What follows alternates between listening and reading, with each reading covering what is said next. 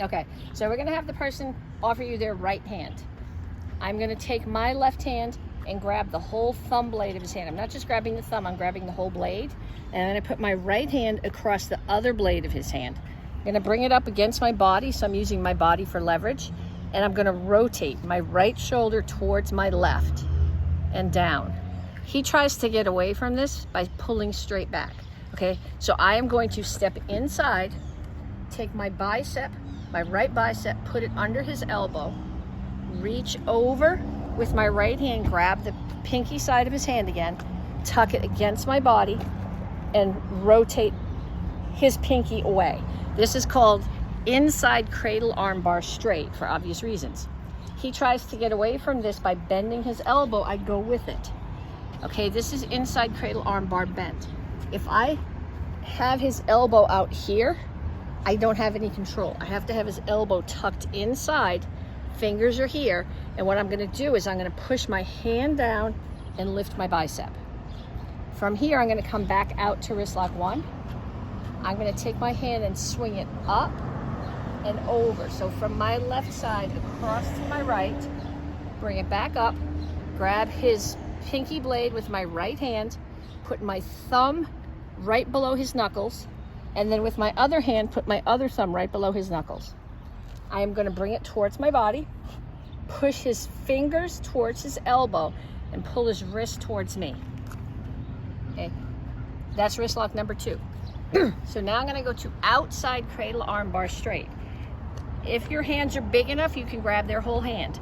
Otherwise, just take these 2 fingers, step to the outside with your left elbow, cradle their arm, reach across, grab the thumb, his arm is straight, and I'm gonna rotate his thumb over and across. He tries to get away from this by bending his elbow. I come with him, so I have a 90-degree angle here and a 90-degree angle here. This is called inside cradle arm bar bent. It's also called wrist lock number 3. It's also called cobra. Then I'm gonna step back out here. I've still got his small fingers in my right hand.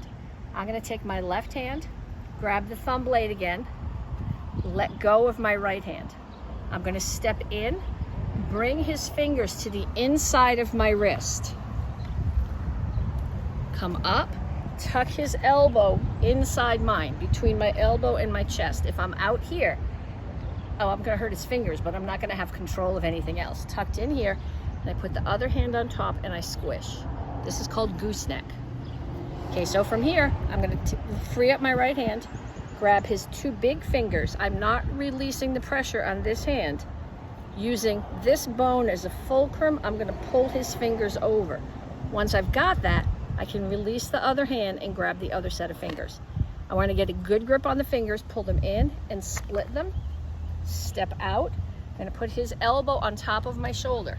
I'm gonna pull his fingers back towards me, split them, and pull the hand down so I'm stressing his shoulder. Now, I'm going to keep his small fingers. I'm not gonna let them go. I'm gonna let go of the big fingers, turn my hand over this way so that my thumb side is down and my pinky's up, and re-grab those same fingers. Then I'm gonna step out. Now I can release his small fingers and I'm gonna re-grab them the same way so both of my thumbs are up. I'm gonna pull his wrist and his body towards me as I push his fingers back towards his head. Okay, then I'm gonna let go of his small fingers. I'm gonna bring his elbow in. So what I'm gonna do is I gotta come directly in front of him. I'm gonna tuck his elbow inside of mine. If it's not tucked in, I don't have control. I gotta tuck his elbow in. So on a 90-degree angle in his elbow, and as close to 90 as I can get in his wrist, and I'm pulling his fingers back. That's elbow in. Then I'm gonna go elbow up. I'm gonna turn the same thing here, and ideally, he's not any taller than me, so I can do this. I can keep my elbow on top of his. You might need to go here. Don't resist the urge to go there. Okay, so I'm here. I still have a 90-degree angle and a 90-degree angle, and I'm pulling his fingers up towards his bicep. Then I'm going to go elbow down. This is the most confusing transition in the whole set. I'm still hanging onto his big fingers with my right hand. My left hand is gonna come up, inside his shoulder, push his elbow down. Pull his elbow up against my chest, but below my ribs, not up here, because if I bring it up here, he's going to come up and take my throat. So I want it below my ribs. Hand's going to come in, grab my own wrist. Then I'm going to turn my finger over here and pull down. And then this transition, you have no control in this transition. I'm going to turn it over, put both of my hands on top, tuck his elbow back into my armpit, and squeeze here. That's the whole series. Thank you, sir. Yep.